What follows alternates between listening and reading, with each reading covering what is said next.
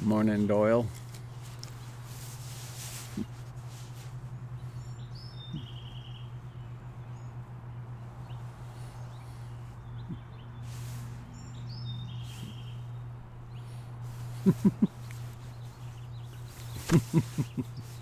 All right.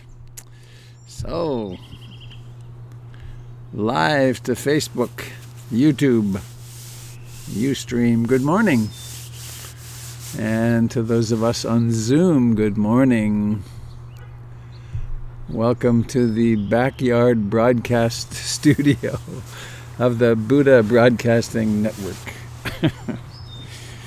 Broadcasting from Eastern Beaverton. This is the Sunday morning gathering of the Portland Insight Meditation Community.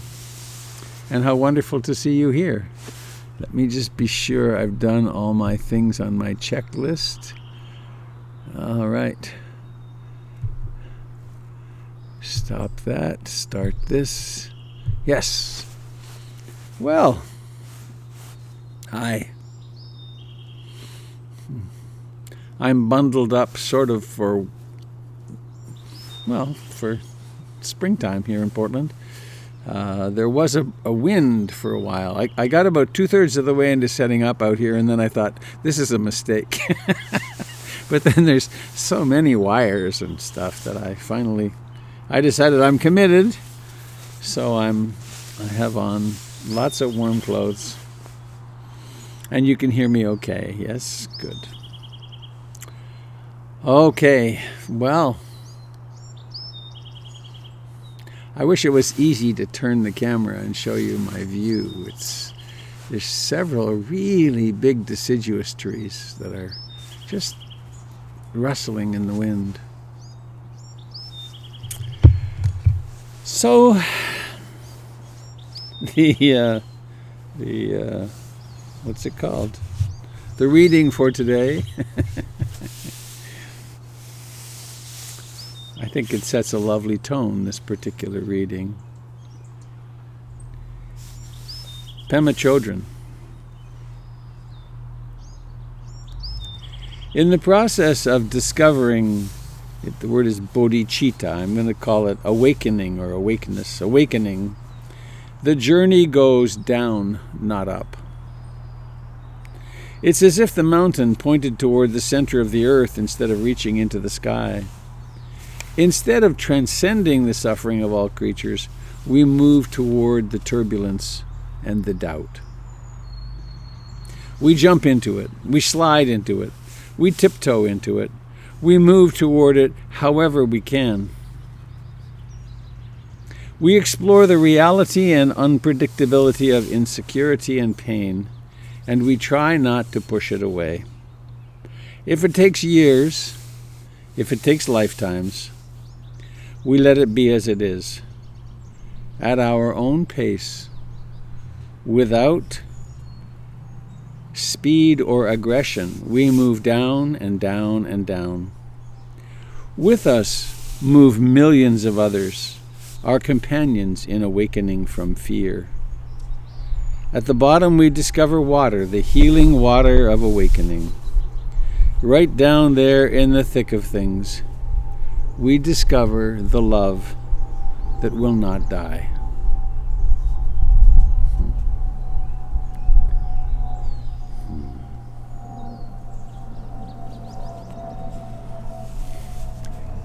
Instead of transcending the suffering of all creatures, we move toward the turbulence and doubt. We jump into it, we slide into it, we tiptoe into it, we move toward it however we can. We explore the reality and unpredictability of insecurity and pain, and we try not to push it away. If it takes years, if it takes lifetimes, we let it be as it is. At our own pace, without speed or aggression, we move down and down and down. With us move millions of others, our companions in awakening from fear. At the bottom we discover water, the healing water of bodhicitta. of awakening. Right down there in the thick of things, we discover the love that will not die.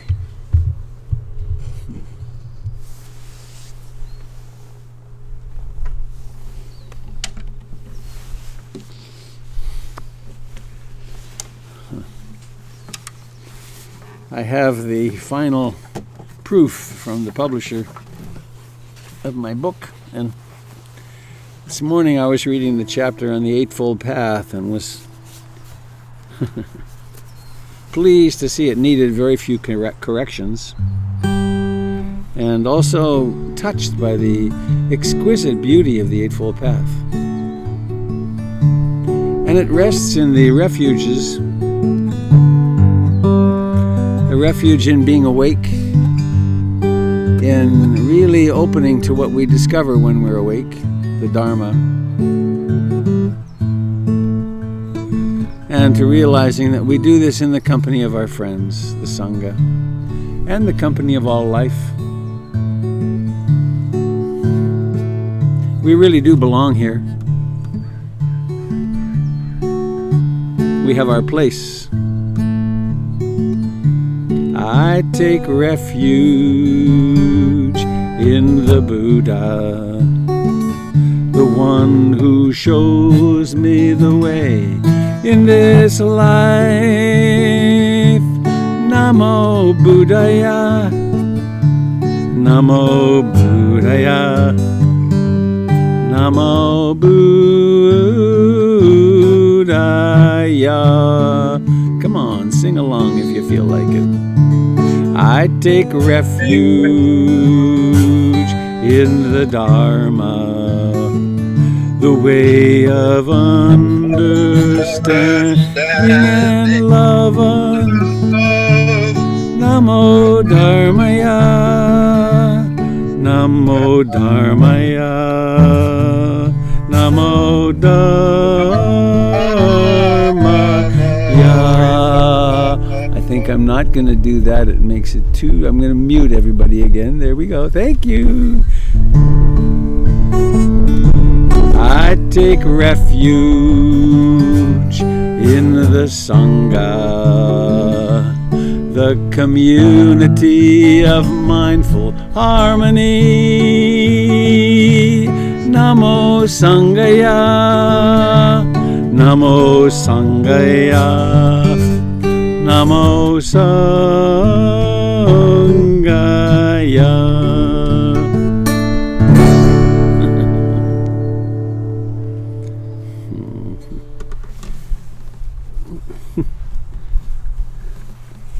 Making music with the delay is difficult. Come on. All right, so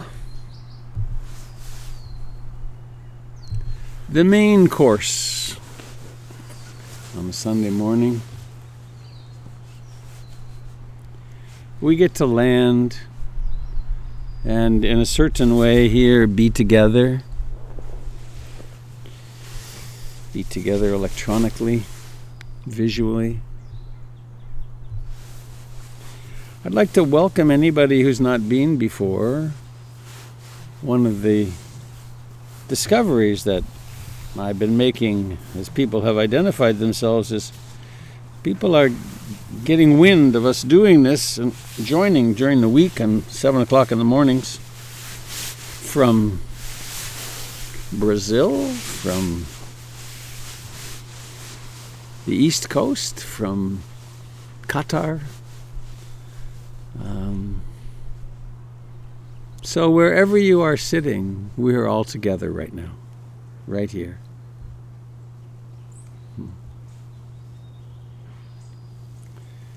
I get to look at this screen and I see so many of you that are my heart friends from, some of you from a long time ago.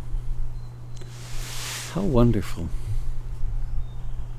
It's like a smorgasbord of loving faces, beloved faces. So please find a way to sit comfortably upright.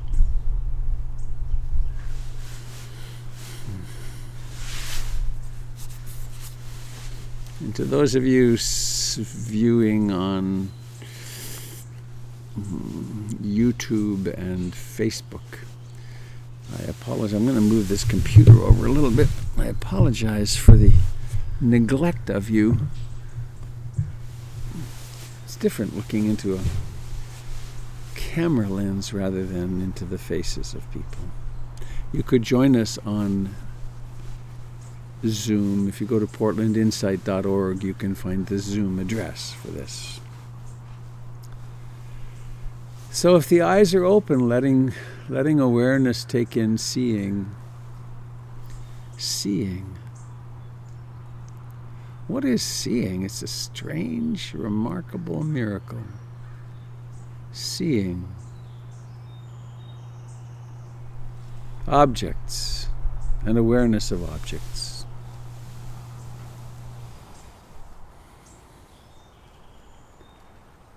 And now, letting the eyes either close or become downcast.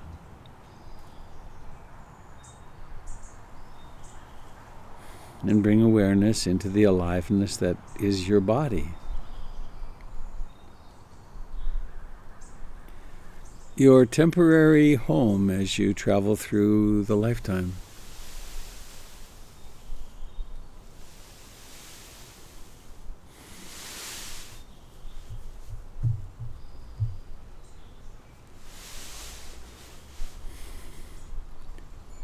And notice temperature. The capacity to notice cold and warm is a little enhanced where I am right now.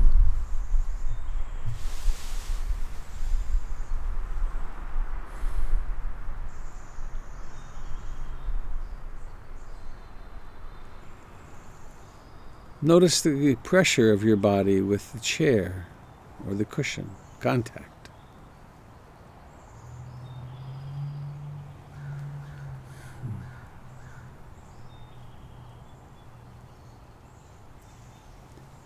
Notice the aliveness in what you call your hands.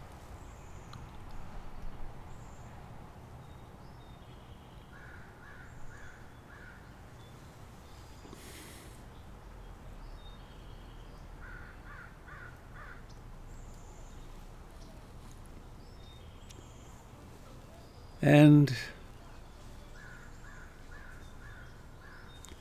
coming home to the intimate connection you have with all of life that we tend to call the breath, the sensations of breathing.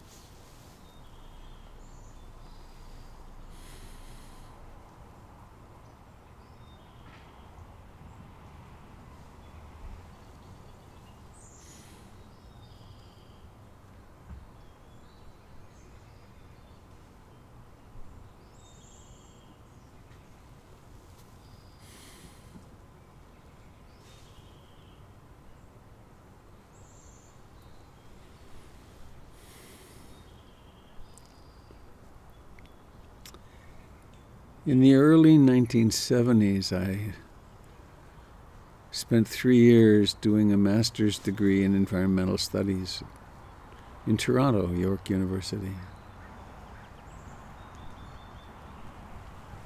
At the beginning, I thought of persons and their environments.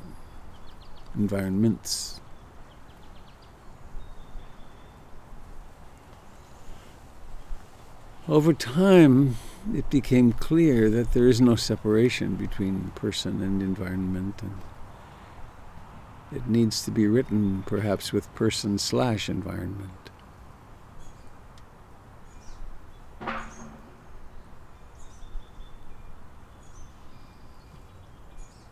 There is a central delusion for human beings, and that is that we are somehow separate from the world.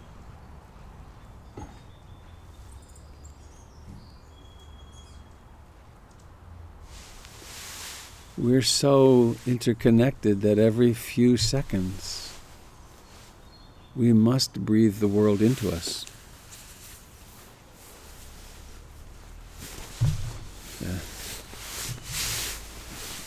The gases created in photosynthesis, oxygen. Every cell in our body is hungry for.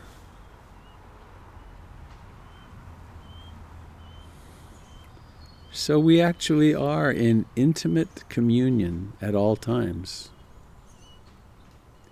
with the trees, with the grasses, with the plankton. We belong here.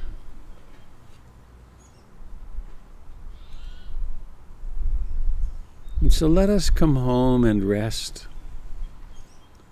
in the experience of this body breathing.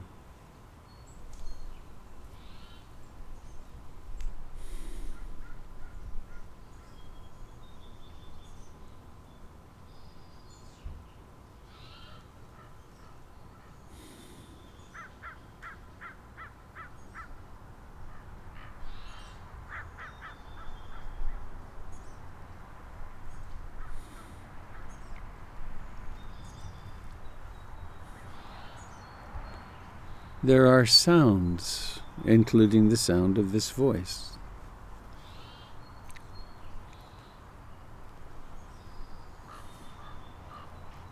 Noticing how they come into being, exist for a little while, and then disappear.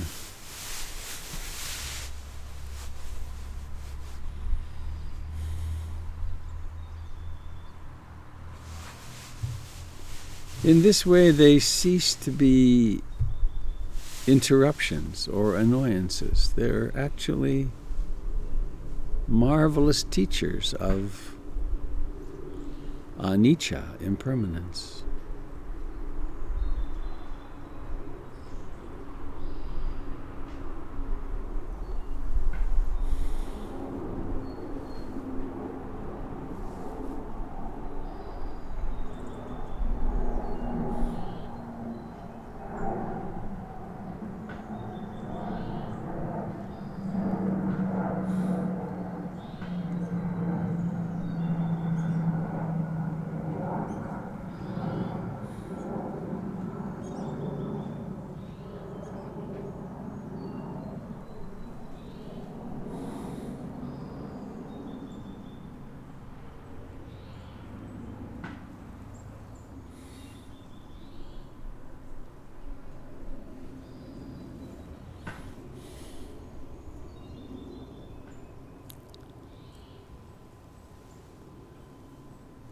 And in our willingness to engage more and more fully with life,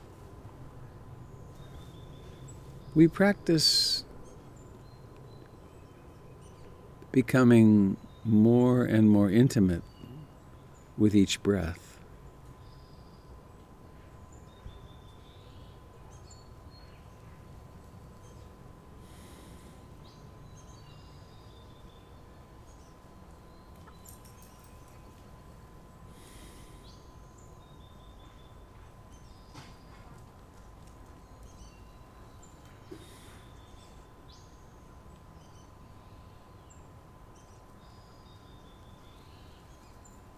We can notice the very first moment, the inception of breathing in. And we can stay deeply in contact with all the sensations of breathing in and breathing out, and the end of the breath.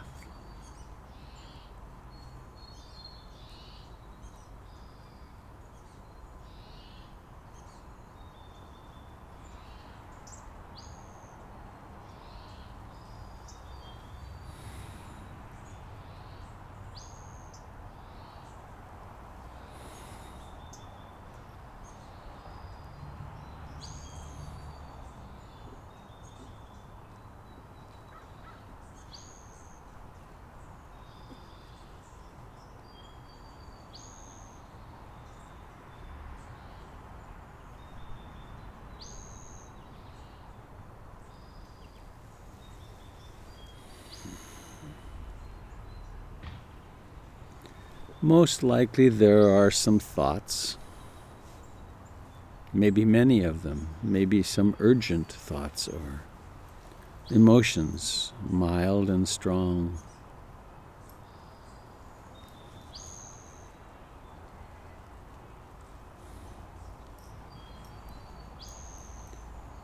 They too belong here. They're natural to us.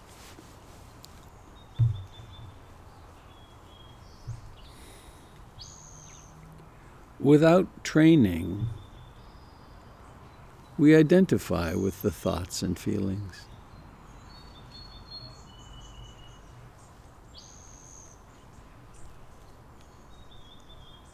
And we can hold thoughts and opinions that are diametrically opposed to each other. And so we have battles.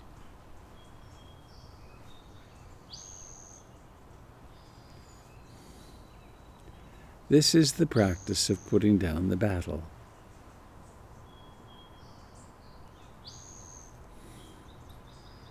It's the practice of resting in the alive mystery of the present moment, of right now.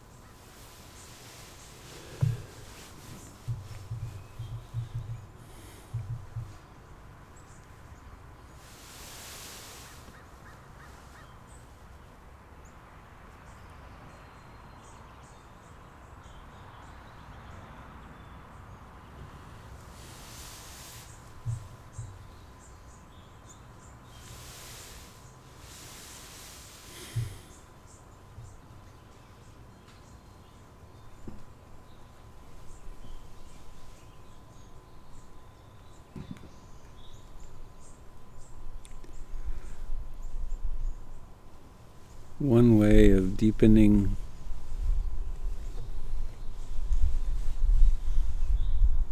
our concentration and presence involves including the whole body in the awareness.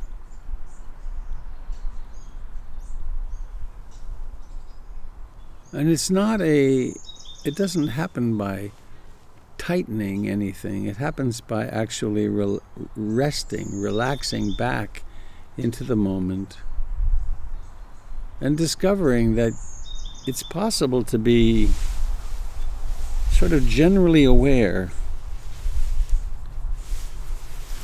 of the body from the head to the toe.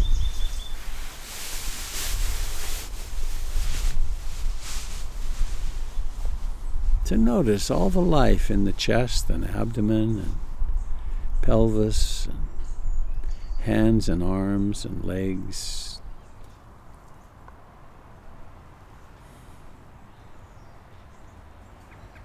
and still aware of the coming and going of this communion with life.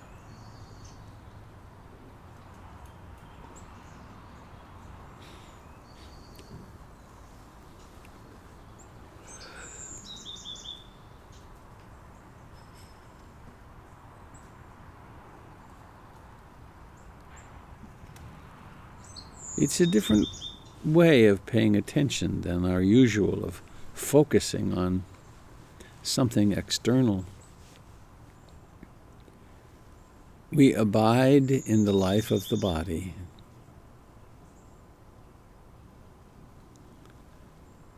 And we embrace the fact that it breathes.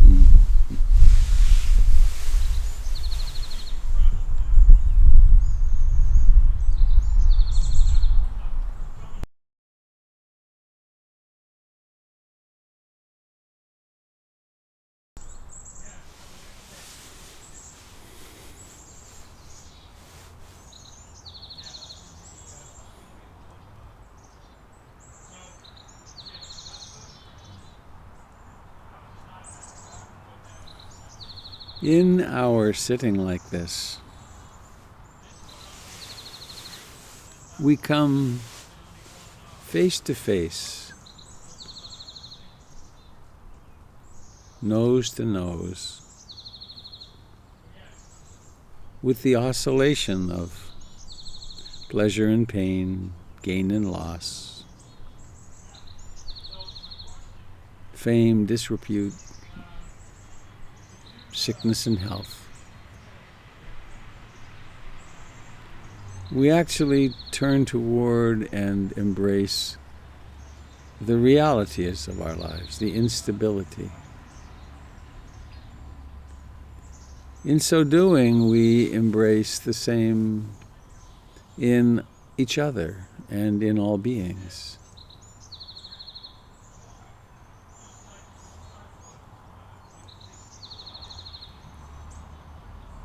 And as in the Pema Chodron reading, it's not like we get to go up, up, and away. We go down, down, and in.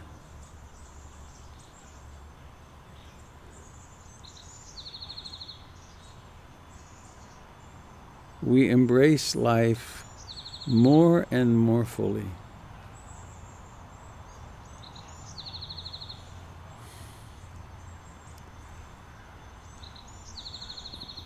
It's likely that at some point we remember and re-experience some old suffering, some old trauma.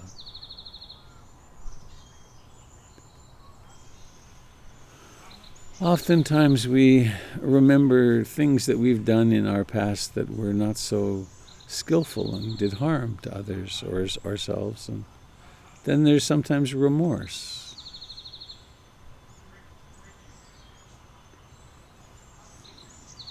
We open to everything.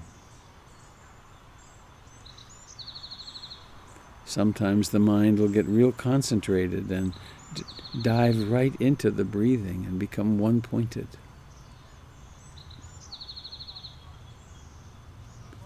Other times it's very dispersed and difficult to find even one breath.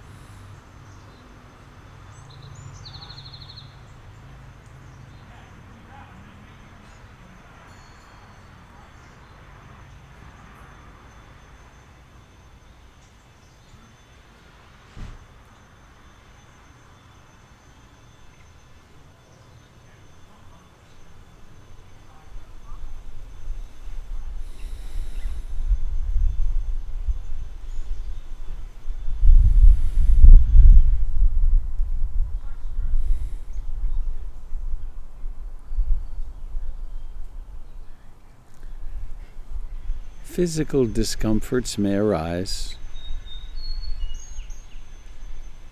They're also normal for human bodies.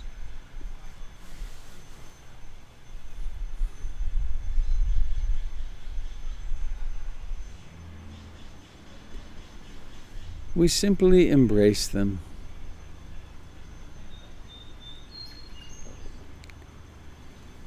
We turn toward them and feel them. This is part of what we share with all beings.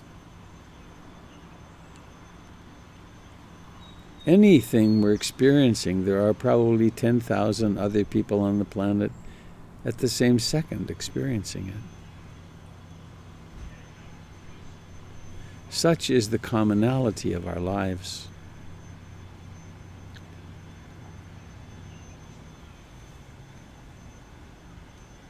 We each bear a certain portion of the cosmic pain that it's our responsibility to carry. A great Sufi teacher said that the task is to bear it in joy and willingness, love and compassion, rather than self-pity.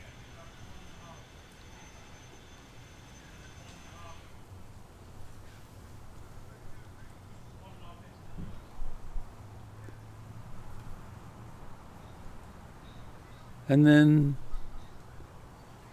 when you can, come back to breathing in and breathing out. Abiding in this body as it takes in the world.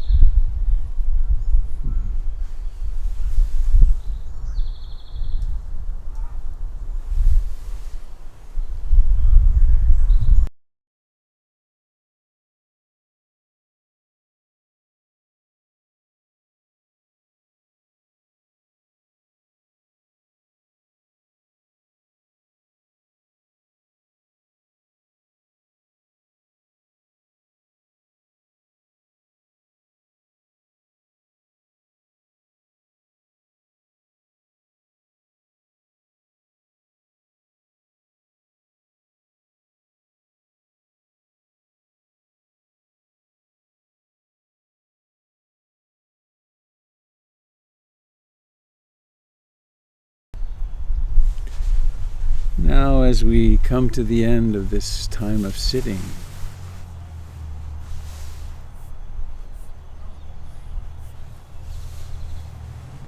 let yourself really embrace what's happening. What is the nature of the mind right now? Is it calm and quiet or restless? Is it at ease or troubled? Perhaps it's filled with wanting something, desiring, or wanting something not, disliking something and pushing it away. Or maybe it's worried or sleepy and dull. However it is, that's how it is.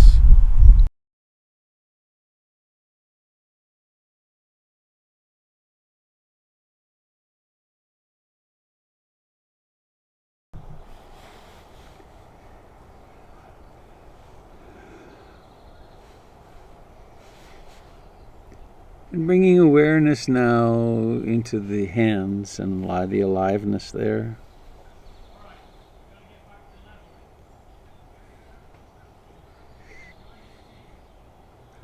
And let's allow them to do their characteristic self-cleansing practice. Letting your eyes stay closed and let your hands wash each other. Do that washing motion. And do it with great love.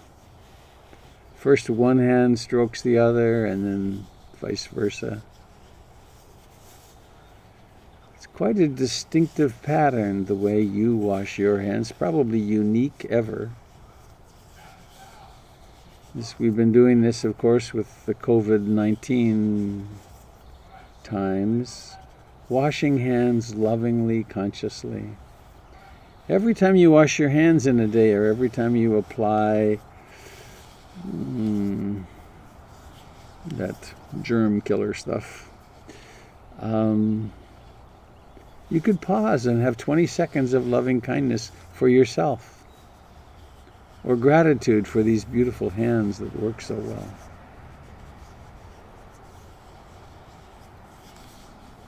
And then letting that come to an end and bringing awareness into the eyes. And let yourself notice the intention to open the eyes, and then let them open. Let them come up to be in front of you, and then those of you in front of Zoom will find a bevy of people. Those of you on YouTube and Facebook will find me. My apologies for the wind noise. I think particularly on Facebook and YouTube. I finally put my hat over the microphone here, and I think that cut the wind noise out. There's always something, some interesting challenge with this broadcast.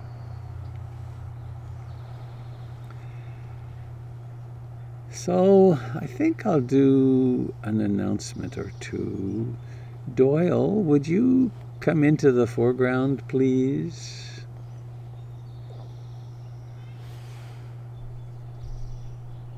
Seeking Doyle. Oh, that's not Doyle. Hi, Jonas. Doyle, are you there? I'm here. Oh, good. Hi, Doyle. Good morning. Please tell us about your challenge.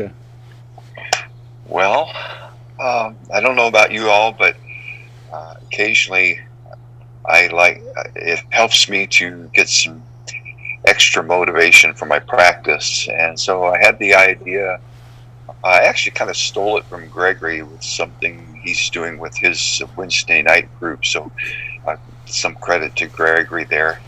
I'm going to offer this coming week through our Facebook page what I'm calling the Pandemic Practice Power Up Challenge. The pandemic Practice Power Up Challenge.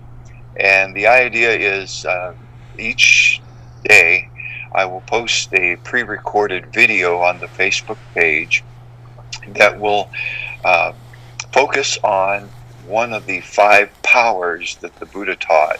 The 5, it's also known as the 5 faculties. And if you're not familiar with those, tune in and find out what they're about. And then I'll give some content to explain what the power or the faculty is. I'll offer some suggestions on how to put it to use. And then I'll give you a challenge for that day on how to focus on it and put it to use in your practice.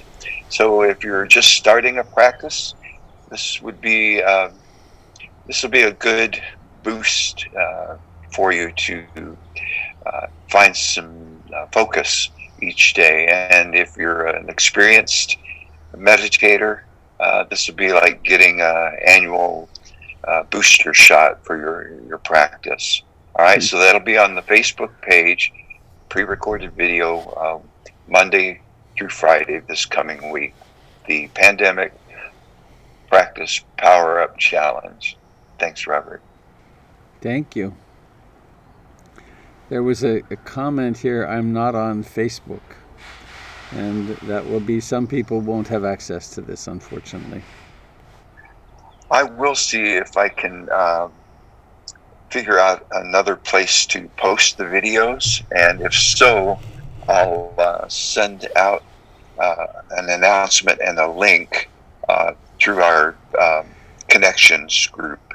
I have an idea. Let's talk after, okay? Okay, sounds good. We could put them on Vimeo with a link. I've got the Vimeo. Okay, yeah, that's kind of what I had in mind. Thank you. Good idea. And then this, I want to read, it's on here. This is, hang on, that we got Avi, rely on you. I'd like to All right. So if you'd like to join me by standing, getting in touch with your connection floor or wherever you are, underneath the trees someplace, just bringing the attention to the feet and their connection to the earth, and maybe sinking into your knees a little bit to accentuate your connection to the earth. Bring your attention to the surface of the soles of the feet. I'll be back, dear friends. I'm going to go get something warm to drink. I'm going to step up here just for a moment. And when you're standing, if you want to get a balanced position, you can put the heel of one foot against the instep of the other, and where that toe comes down, then pick up that foot and place it on that spot where the toe was, and see how balanced you feel. Just a foot length of your foot length of space between your heels. And then continuing to let our attention sink into the bottoms of the feet. Open the toes out on a 45-degree angle and feel how the hips and the knees and the ankles feel with the toes slanted outward, and just explore. There's this general feeling of the legs supporting us below. There's a feeling of life in the knees, hips, and the ankles, and the toes, and the heels. But then there's an overall general feel of support and connection with the earth. So the awareness has these two flavors, an ability to focus and an ability to open to a whole space.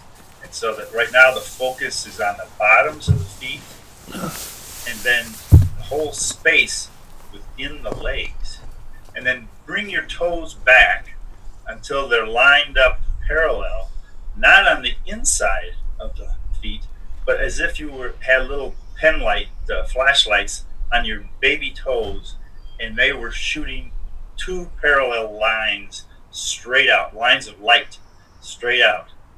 And feel now what are the predominant places your attention is drawn to in the legs, from the feet to the ankles to the knees or the hips. You might not feel all those places. They may not be predominant, but one or the other place, and then that full generalized feeling of support, with the idea that there's one awareness, but there's two flavors. The awareness can be really focused, or the awareness can be open and general. And it's all interoception. It's not directed outward at all. It's into the bones, into the cells, into the feeling of life inside the legs. And then if we rock a little bit and go up on the toes, and then come down slowly, and then lift the toes, and then drop them. Don't lift the balls of the feet, just the toes, and drop them, and then lift the heels, and slowly set up a rhythm. You might use the breath to inhale when you come up on the toes, and then up, down, then lifting the toes, breathe in, dropping the toes, breathe out, and just feel the flow of sensations throughout the whole surface of the foot. Rising, falling, rising, falling. Once more with the heels. Slowly come down. Lift the toes. Slowly come down. And then feel the stillness. You can use this focalizing and concentrated form of awareness. You can just lean into focusing on the stillness, the lack of sensations that flow, but still there's awareness of sensation, stillness of sensation.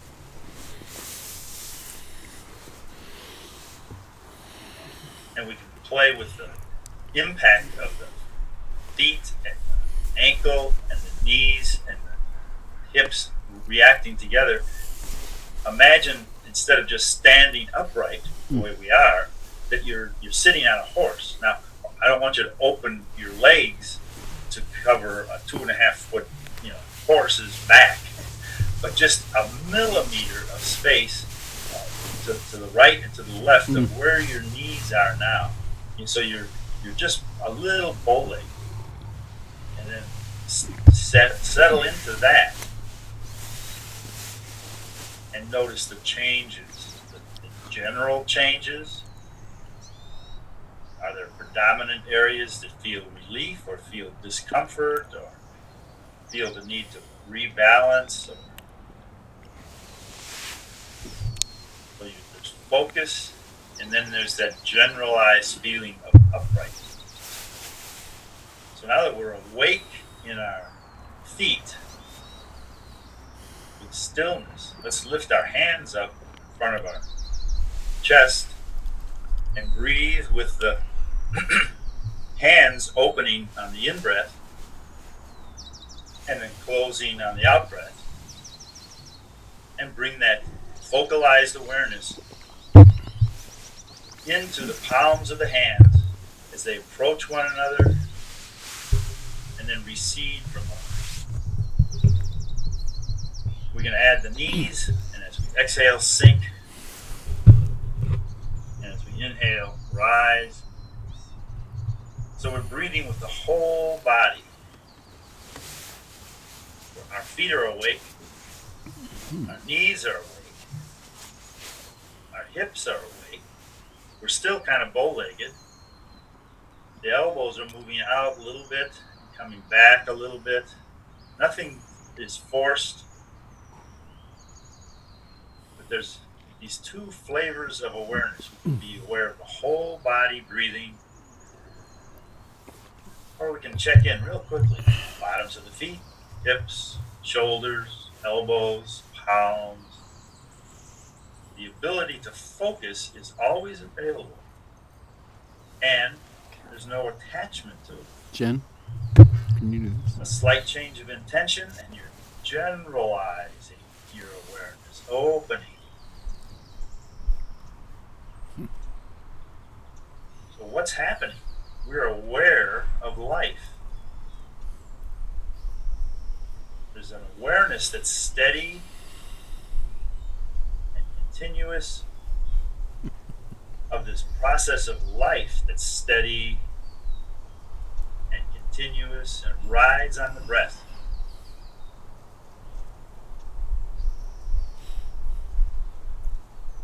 The mindfulness of movement. That's good. There's one body moving, I can. but there's innumerable sensations. And then we drop the hands. Again, Head. move the elbows out a millimeter more from the body, like your arms are bow-legged. And there's an openness in your legs, an openness in your arms, and a stillness.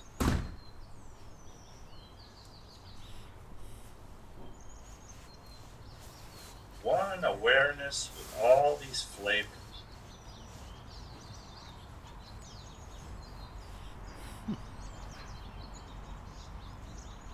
Now, this kind of movement, this kind of Qigong practice of internalizing the awareness is very soothing, very healing, and it brings us into present moment.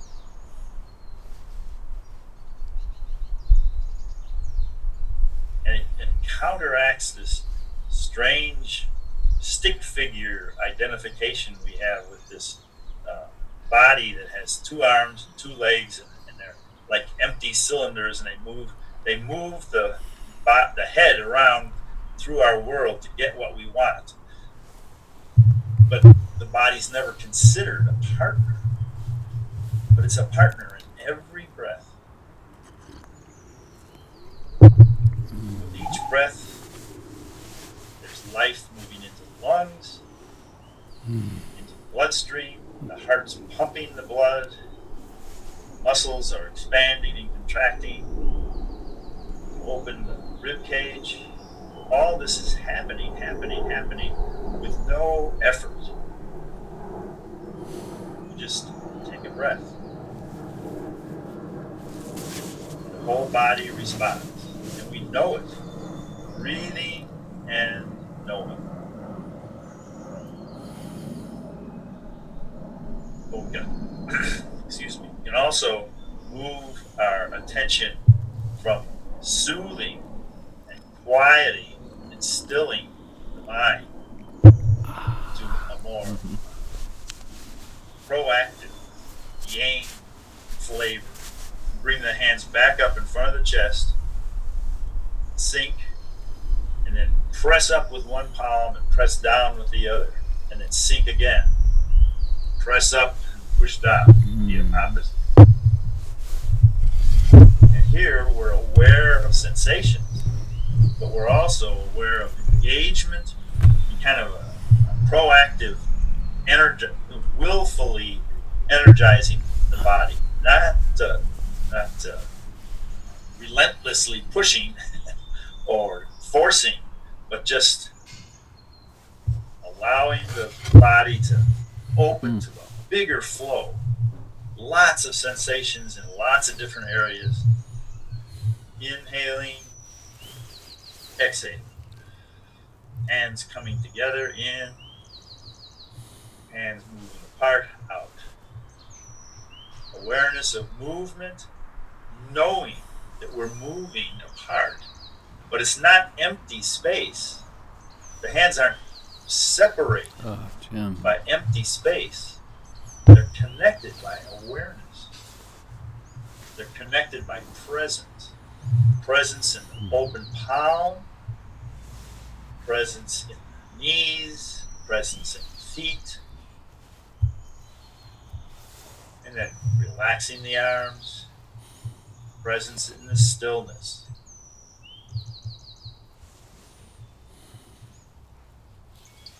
So we sink, move our arms out, come down the center. Again, energizing, using the flow that we've created to expand out into the world with agency, reaching out to the side, up to the sky. Gathering, gathering, gathering, knowing that from now on, during this day, you've got a good flow established. Whatever you're bringing your awareness into, whether it's washing dishes or sweeping the floor or driving the car, running errands, there's a flow supporting everything you do. It's never gone. It's ever present. Stillness again. Gratitude for the ability to stand, the ability to breathe, and practice together. Thank you very much for your attention.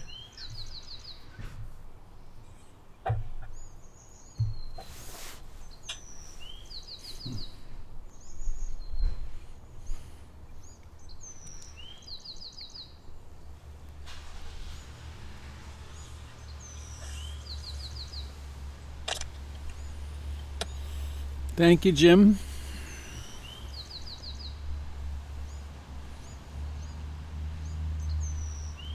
Is my sound on?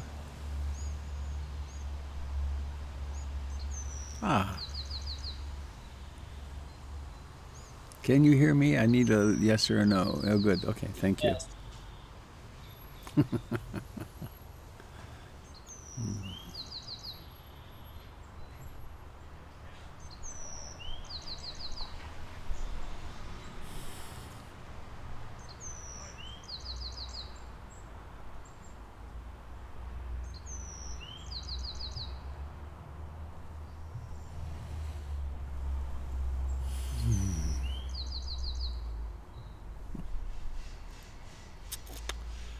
I have my two dog companions lying in the sun in front of me.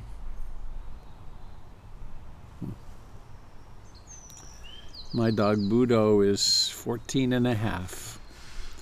Still in good health, but deaf, completely deaf now. And he's gone with me everywhere for all this since he was born. He was born on my bed. And every day I spend a little extra while loving him up, recognizing that his time with me is likely he'll go first. Of course, you never know. So I want to share this poem for you. It's by John O'Donohue. And it's a blessing for a friend on the arrival of illness. And I'm thinking of it a little bit for a blessing for all of us on the arrival of COVID-19 and the challenges to our lives and to our relationships, to our countries, actually, to our republic.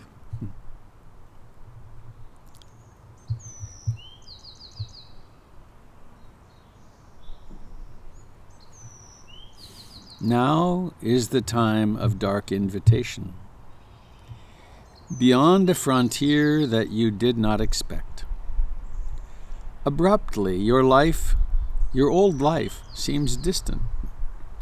You barely noticed how each day opened a path through fields, never questioned, yet expected deep down to hold treasure. Now your time on earth becomes full of threat. Before your eyes, your future shrinks. You have absorbed in the day-to-day so continuous with everything around you that you could forget you were separate. Now, this dark companion Need to put my hat back on this microphone. Now this dark companion has come between you. Distances have opened in your eyes. You feel that against your will a stranger has married your heart. Nothing before has made you feel so isolated and lost. When the reverberations of shock subside in you, may grace come to restore you to balance. May it shape a new space in your heart to embrace this illness as a teacher who has come to open your life to new worlds. May you find in yourself a courageous hospitality towards what is difficult, painful, and unknown. May you use this illness as a lantern to illuminate the new qualities that will emerge in you. May your fragile harvesting of this slow light help you release whatever has become false in you. May you trust this light to clear a path through all the fog of old unease and anxiety, until you feel arising within you a tranquility profound enough to call the storm to stillness. May you find the wisdom to listen to your illness. Ask it why it came, why it chose your friendship, where it wants to take you, what it wants you to know, what quality of space it wants to create in you, what you need to learn to become more fully yourself, that your presence may shine in the world. May you keep faith with your own body, learning to see it as a holy sanctuary, which can bring this night wound gradually towards the healing and freedom of dawn. The last two stanzas again. May you find the wisdom to listen to these times. Ask why it came, why it chose your friendship, where it wants to take you, what it wants you to know, what quality of space it wants to create in you, what you need to learn to become more fully yourself, that your presence may shine more fully in the world. May you keep faith with your body, learning to see it as a holy sanctuary, which can bring this night wound gradually towards the healing and freedom of dawn.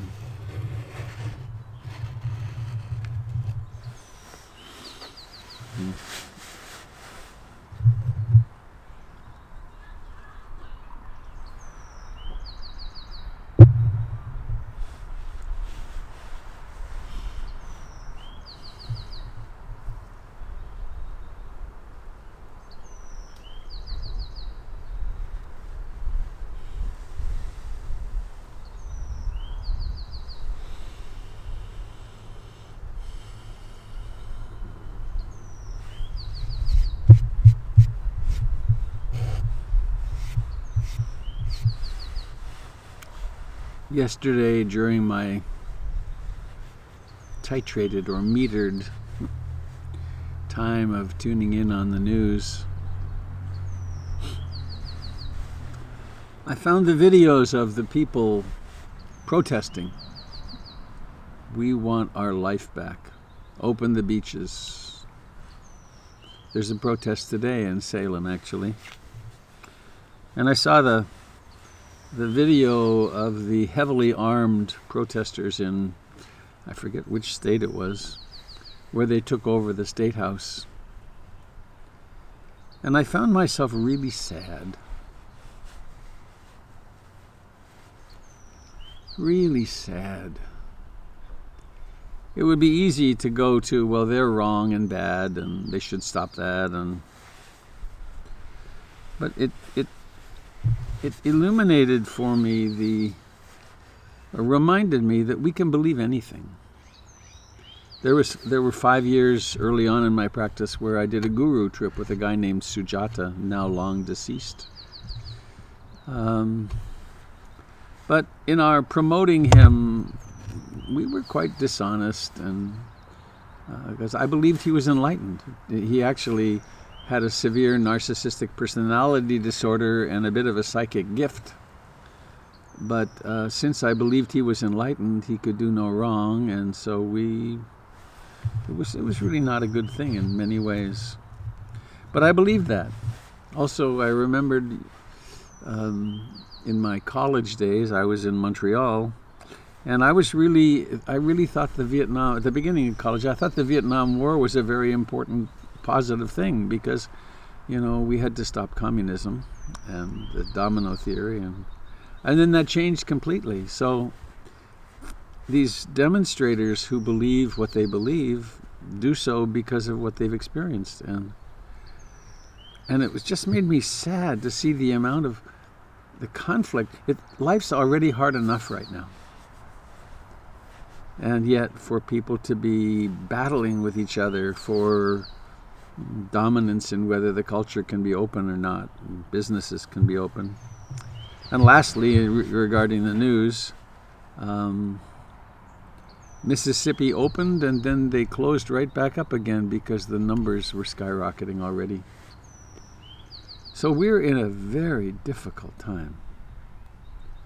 And I can really understand people being impatient to get their businesses open because many of them are going to disappear. They will be unemployed, and it's part of the thrust we have at PIMC to keep the place really functioning highly during this time so that when we can go back, it'll be there. And it will. And we'll get by this. We'll get through this. Lots of noise around me right now. So, back to that poem. Let me just listen for a moment.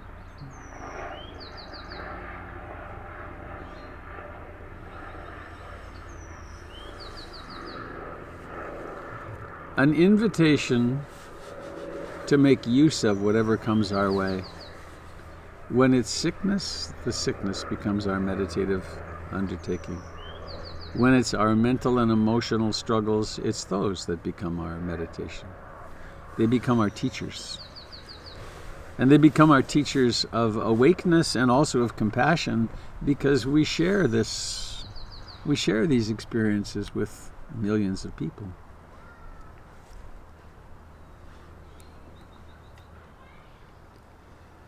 So I want to speak about really the Four Noble Truths. For some it will be a reminder, and for others it might be new. And they've been a part of my thinking in my life. A nice cup of hot water Jennifer brought me. For so long, I tend to forget sometimes how remarkably revolutionary they are. And how in the Buddha's time, they changed the world as they can change our world.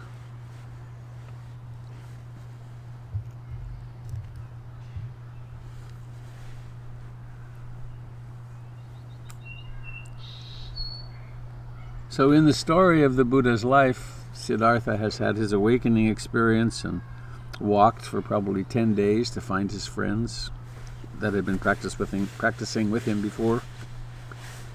And first they don't want to associate with him because he's gone back to eating and being more engaged in the world. But there's something about him.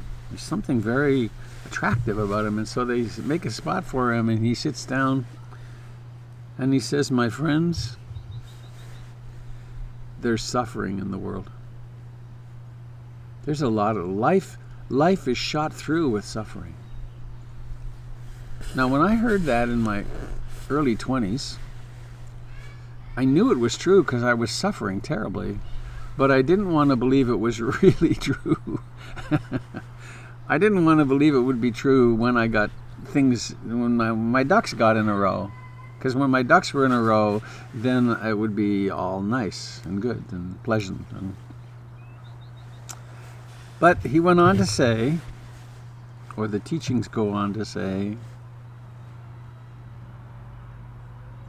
where does suffering arise intrinsically in life? Birth, sickness, old age, decay, and death.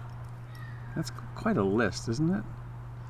Birth, sickness, old age, decay, and death.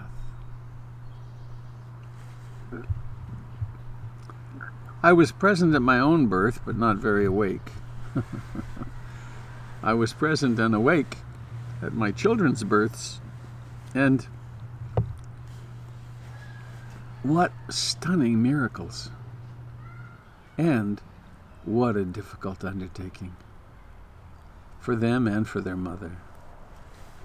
My son Luke was a natural, quote, childbirth, vaginal birth, and took a long time. And it was quite, the miracle was stunning. Before he was even all the way out, he took a deep gasp, and pink started it from his lower half, which was invisible. So this pink wave came up through his chest and into his face, and then he was born. My daughter Tara was a C-section baby, and it was a little different, but same thing happened, a birth, and then this crying, which is part of inflating the lungs and so on. And it was a fair, significant recovery period for their mother, because she'd just given birth, which is a monumental thing. Birth, sickness.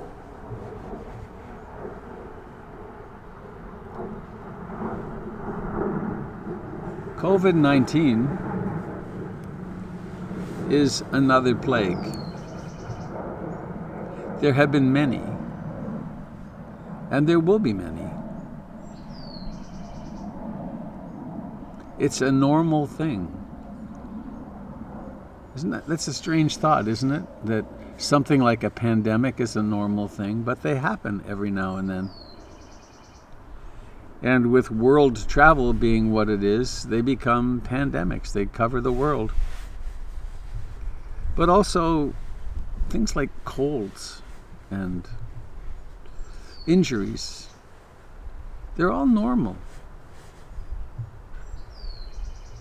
The hospitals are really full right now. Actually, in Portland, they're not so full because they emptied out everyone who was optional to prepare for the Grand Slam, which never came here, which is really quite wonderful. But when I was there with my brain surgery back in November, every bed at St. Vincent's Hospital was full. That meant 728 beds were full, and they usually are. That's a lot of serious sickness and illness and people having surgery and so on. So sickness is normal. And have you noticed how sickness causes suffering? It's really heavy. I always, when I go to Fred Meyer's, looking for ibuprofen or something, I'm always impressed that the square footage, the linear shelf space that's used up with analgesics, cold medicines, allergy medicines. And why are there so many? Because they all sell.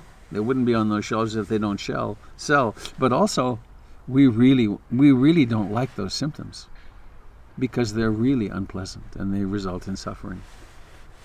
So birth, sickness, old age. I do more whining than I used to about being achy, and there's a lot more maintenance required as this body ages. So old age, decay's been most evident for me in my teeth, lots of dental work, and then death. We don't even like to think about death, let alone reflect on it deeply. But of course, it's normal. It's not an aberration. Everything that's born dies. Everything that's born dies. And then we can think of things like, well, what about my dog? I don't want my dog to die. And then you take the mind into more rarefied corners, and, well, my children are going to die, and my grandchildren are going to die. That's heavy stuff. One of the interesting and challenging things with this pandemic is, of course, it goes after the elderly. And that's the way these things are. So, birth, sickness, old age, decay, death. And then there's 4 classes of experience which further cause suffering. Having experiences we don't want to have. Not having experiences we do want to have. Being with people we don't want to be with. And not being with the person or persons we do want to be with. That's a very comprehensive list, isn't it? And that's the list from the time of the Buddha. It's always been the same.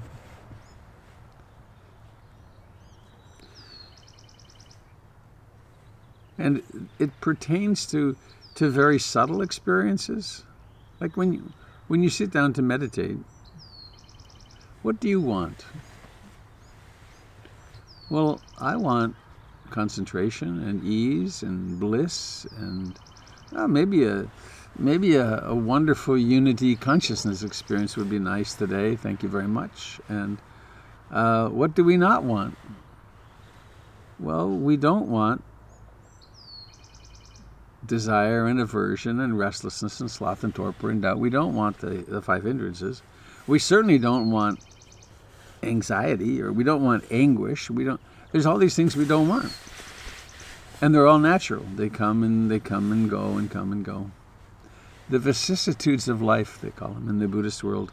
Pleasure, pain, gain, loss, fame, disrepute, success, failure. So there's the experiences that we don't want, that we reject, and then we suffer.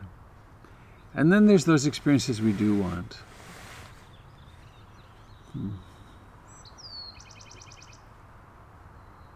Don't you really want pleasure in your life? I do.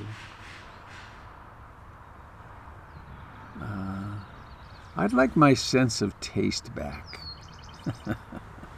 It's really diminished with time, with age. And maybe the surgery affected it a little bit. Because they went in right here, and they go right across the top of they have to stretch the olfactory nerve to get where they needed to go. But I'd like each bite of food to be really deeply satisfying, and mostly they're not. I'd like to listen to music and have it be the most exciting, transcendent experience I've ever had with music. I've had a few.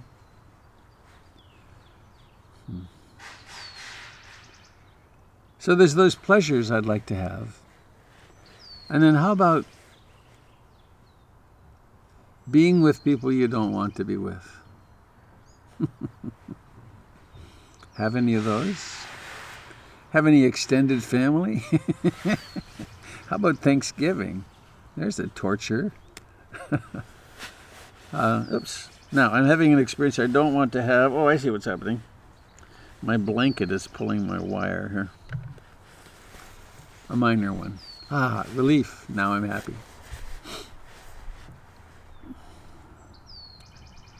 So experiences with people we don't want to have. And then longing to be with the beloved. Longing, there's probably someone right now who you're missing, and you'd really like to have them nearby. And we can do it. We can do it a little bit with electronics and so on, but there are often, there are people, sometimes we are, sometimes people go out of our lives, and we're the one who still wants them to be there. And then there's all that grieving and all that longing for that to be the case still. So this is the first ennobling truth. Ennobling because when we attend to it, when we attend to these truths and start living from them, then we become more noble, we become more loving and compassionate and wiser. So the Buddha went on So that's the first noble truth, and it behooves us to live in such a way that we come into direct contact with it, and we learn to bear suffering like a wagon bears a load. We learn to turn toward the places where we're hurting deeply and suffering, without filters, and just bear it consciously. And this then sets us up for the second ennobling truth, which is the truth of thirst or craving, tanha, grasping. And as with all things Buddhist, there's a list. And there are three causes, three manifestations of this thirst or craving which cause our suffering. The first is, not surprisingly, I desire pleasure. I want outcomes which are in keeping with my desires. I'd like a second serving of that, please. And the second one is the opposite.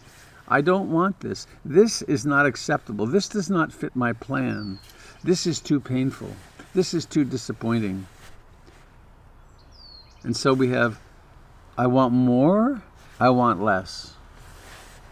And then there's a third interesting form of this tanha, this cause of suffering, which is, this moment is not okay. I want to become something different.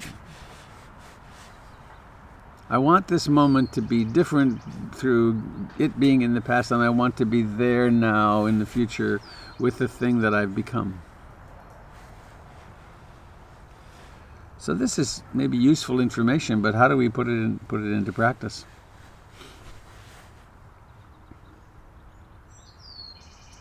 What if? Oh, I missed a step there.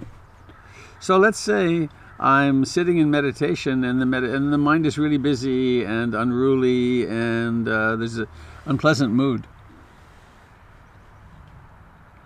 That's the weather. That's what's happening. What if, instead of resisting it, I could simply realize, oh, that's what's happening? I accept it. It's not personal anyway. It's impermanent anyway. And so I'll just let it be. I don't need to fight against it.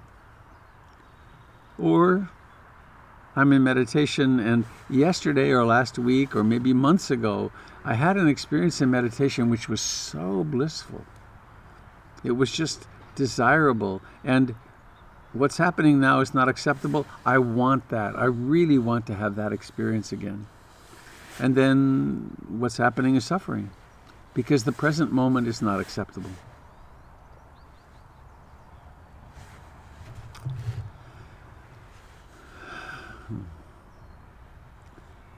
And then there's the experience of this moment is somehow tarnished. It's not really what I want. Therefore, I want to become something different, and then I will go to great lengths and many strategies to try to change this moment, to become something other than it is.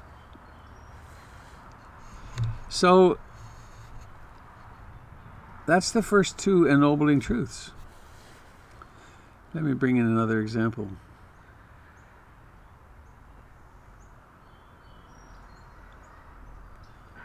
Perhaps you're getting impatient with being closed in at home. Or maybe you're missing your grandchildren. Or, well, I'll let you fill it in. What's difficult about this COVID time for you? And are you suffering about it?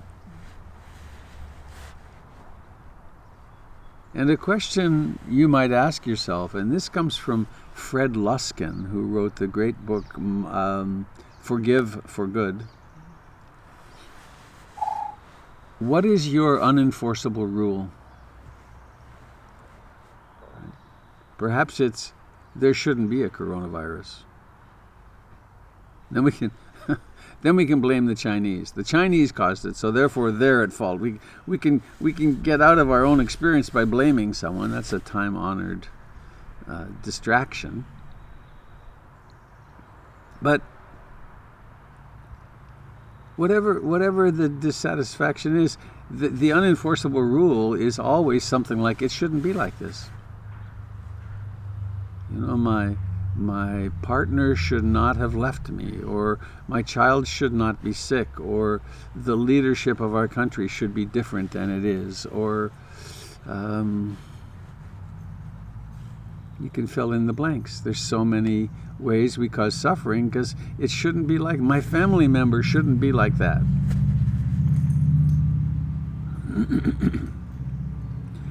And one of the things we can notice is in all those, whenever there is an experience of an unenforceable rule, there's tension. There's not settling back into the moment and realizing, oh, this moment is like this.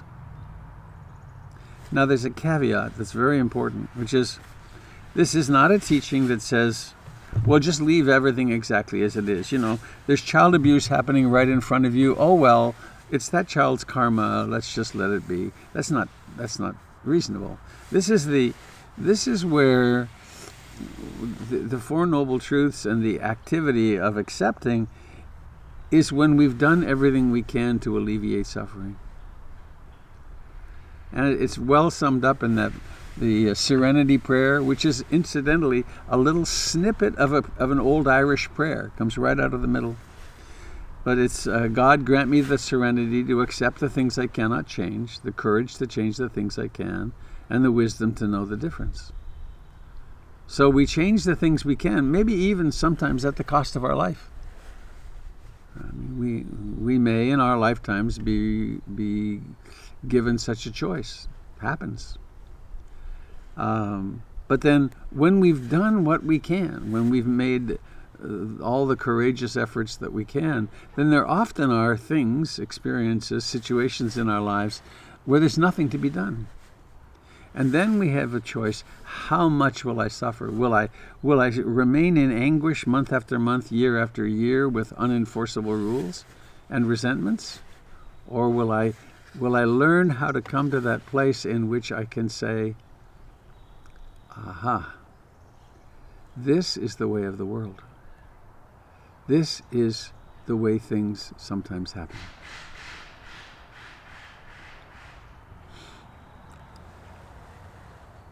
So we have the first noble truth, suffering, and the second noble truth, its cause. And if we stop there, it would be grim. But there's a huge, I think the greatest discovery the Buddha made was that this craving for things to be different is not immutable. It's not a fixed phenomenon. It's changeable. And so then the experience that he described was the experience of nirvana. And nirvana is profoundly misunderstood in the West. We tend to think of it as a heaven or a whiny rock band from Seattle. I always think of when my son was living at home still in teenage. He was and is an amazing guitarist, and he was really into Nirvana for some time. And so right underneath my office there was a lot of that. But imagine this: you're sitting in meditation, and your knee is hurting. And it's hurting a lot. And you move a bunch and you come back and then your knee is still hurting. And you decide, every time I stand up, my knee's fine, so it's not really dangerous. I think I'm going to just bear with this. And it could be something else. It could be the pain of a broken heart, or it could be some other physical pain. It could be depression, anxiety. But I'm going to stick with the knee pain, which is where I first encountered this. My knee's really hurting, and I sit here, and I've decided I'm going to sit for an hour. No matter what happens, I'll sit for it. And then it's hurting. I hate it. I can't stand it. And then there's emotional freaking out, and then the mind wanders, and then it doesn't exist anymore. And then it's back, and then it's... But there's then this strategy, which is, this is suffering. How clearly can I attend? How directly can I attend to this suffering? Where is it? Where does it exist? Where in the mind and where in the body? And then, well, this is really real. I can bear this. What's causing the suffering aspect of this? There's the pain, but what's causing the suffering? And then there's softening into and realizing, oh, there's this hatred of the sensations. There's this fear. What happens? And this whole storm that happens. And then sometimes through this exploration, poof, the suffering goes away. The pain stays the same, but the suffering is gone. There's a quality of acceptance, and it's acceptance in such a way that the suffering's gone. And then, boom, the suffering will come right back. And we can watch, we can experience how suffering occurs. And then there's this, Nirvana best translates as quenching, and it's quenching the suffering that comes with craving. I have an image that I've threatened to make happen someday. It's if you imagine a very dark room and a gloved hand and an iron poker with a 2 or 3 inch ball of white hot iron at the top, and there's a vat of cold clear water, and the hand slowly lowers this, and as the ball gets close to the water, there's a zooming in, and the water starts to just boil and kind of like explode, and then the white hot ball hits the water, and there's just this uproar of water and steam and probably some noise, and then it goes red, yellow, bright white, yellow, red, golden, gone. Quenching. And that quenching is the parallel with nirvana, which is when the demand for reality to be different than it is diminishes and goes out. Then there's ease. So how does that make sense of birth, sickness, old age, decay, and death, and the 4 having experiences we don't want and not having experiences we do want, and being with people we don't want and not being with people we do want? It's a strategic and wisdom-driven way of living our lives to become less and less reactive and to suffer less and less, and therefore to become wiser and more compassionate and much more at ease. And where does the compassion come from? Well, the more we realize how much we suffer and can bear it, then we notice that the people we live with suffer, sometimes because of us. And then we can reflect on the world and the astronomical amount of suffering that occurs in the world because of birth, sickness, old age, decay, death, and so on. And so then we find our hearts become more and more open, and we find ourselves more drawn to be of service because it's very natural.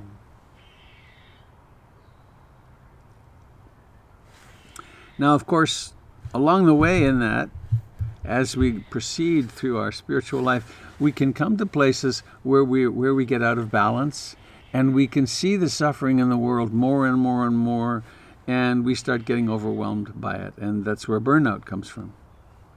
And so there's moving further with it into the realization that, well, there's 2 I think of right now. One is the profound, mysterious recognition, the discovery that this that I take to be me is really a part of the world, and it's inseparable from the world. And that the suffering arises by clinging to this and to the demands and hopes and fears that this, which I take to be me, has. And there's kind of a subsidiary thing, which is when we can recognize that this suffering is ubiquitous, my favorite English word, ubiquitous. It's everywhere. And it's not just because of COVID-19, it's not just because of anything, it's because it's woven through the fabric of our lives because everything's impermanent.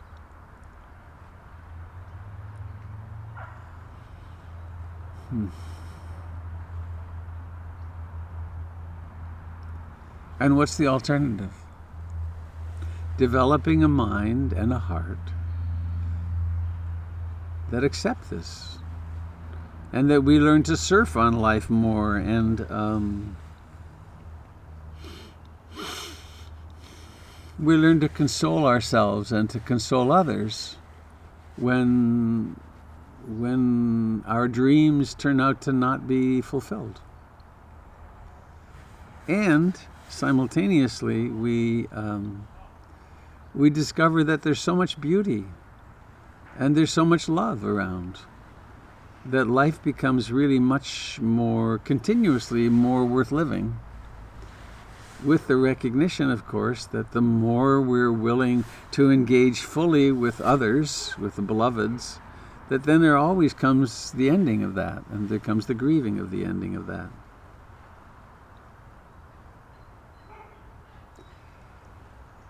So I'd like to make it really practical for you, and to invite you to reflect on how are the circumstances of COVID-19 and social isolation and so on.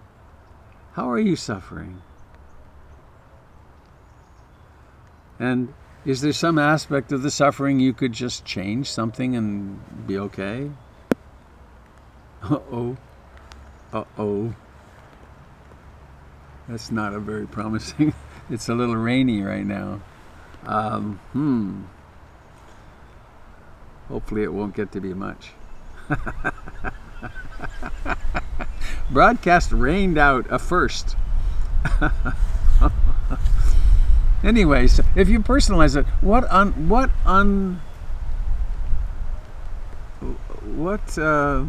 unenforceable rules do you have that are causing your suffering now?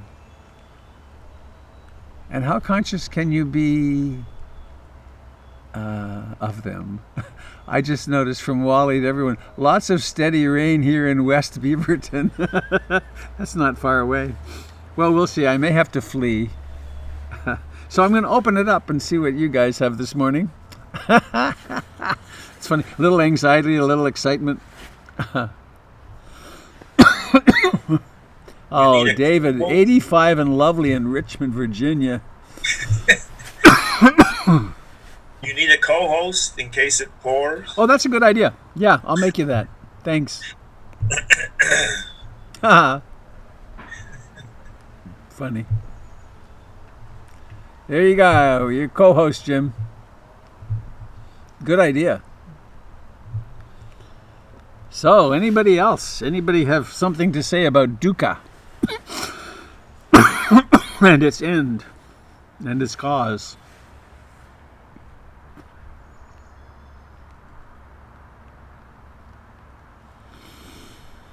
Or just a question?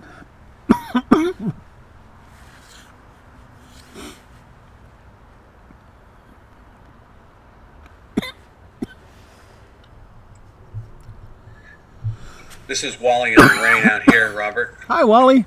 Hi. Yeah. Yeah, I love the definition of dukkha, or the translation of dukkha, as sand in the axle of a wheel, because it really gives the concept that it happens in all kinds of ways. Yeah. It's a steady, ongoing thing, and then finally, that the wheel of samsara keeps turning, but it's got sand in the axle. Yeah. That's my comment.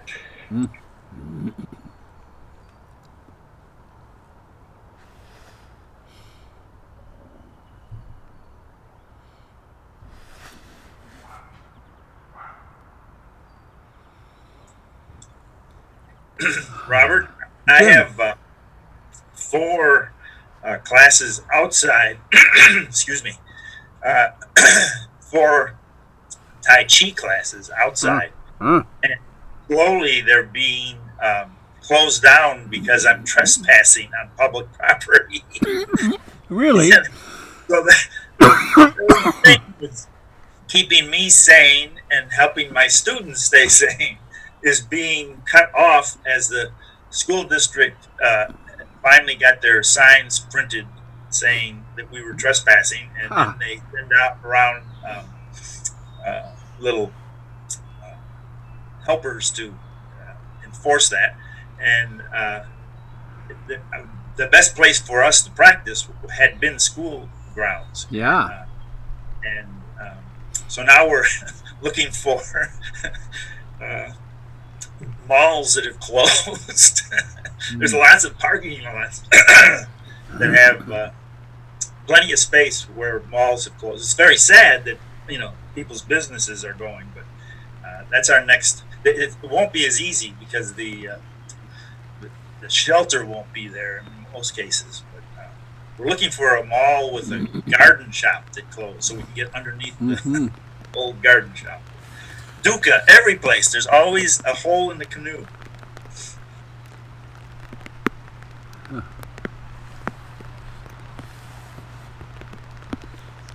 Dear friends, it is with regret that I think I need to sign off and get my computers and camera and guitars undercover. So, thank you for today. I had a lovely time with you, and Sayonara. how funny. So please have a lovely time, Jim, and you can end as you do. Okay? Bye-bye, everybody. So long, Robert. Thank you. How funny. Thank you, Robert. Thank you all. Bye-bye. Okay. Goodbye, dear friends on Facebook and YouTube.